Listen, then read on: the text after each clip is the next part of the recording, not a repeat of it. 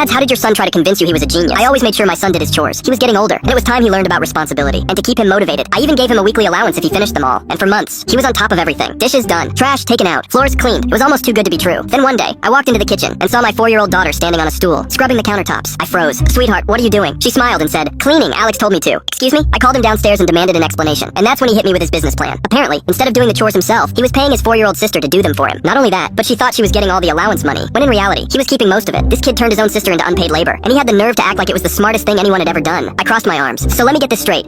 You're outsourcing your chores and underpaying your own sister. He nodded. It's called business. Dad, I took a deep breath and stared at him. This kid was running a whole underground operation in my own house. And the worst part? It was working. I sighed. I couldn't even be mad. I walked over, patted him on the shoulder, and said, yeah, you're gonna be rich one day. Then I turned to his sister and said, you're getting a raise. I've never seen someone panic so fast. His jaw dropped. Wait, what? I smiled. In fact, from now on, I'm paying her directly. He shot up from his chair. No, you can't do that. I shrugged. I don't know. Son, it's just business. He hated me for a week, but hey, at least he learned how harsh business can be.